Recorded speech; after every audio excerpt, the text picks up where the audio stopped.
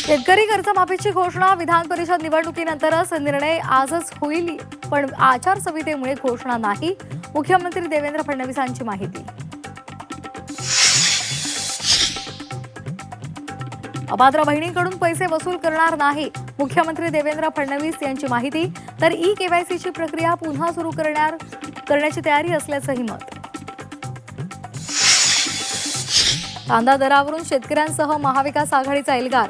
मंजरमध्ये पुणे नाशिक महामार्गावर आंदोलकांसाठी या शेतकऱ्यांनी पुणे नाशिक महामार्ग रोखला.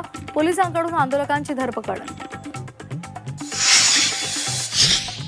पुणे विधान परिषदेवरून सुनील टिंगरेंची नाराजी दूर. टिंगरेंची पार्थ पवारांसोबत बैठक. भविष्यामध्ये मान सन्मान राखण्याचं आश्वासन दिल्याचं टिंगरेंची माहिती. महायुतीमधील बंडखोरी संदर्भात मुंबईमध्ये मुख्यमंत्री फडणवीस आणि एकनाथ शिंदेंनी बैठक बोलावली. शिवसेनेचे नेते अब्दुल सत्तार यांना बैठकीला बोलावलं. संभाजीनगर जिल्ह्यातील आमदार खासदारांसोबत चर्चा होणार.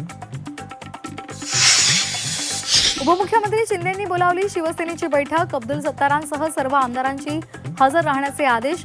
ठाण्यामध्ये संध्याकाळी 6 वाजता बैठक पार पडणार.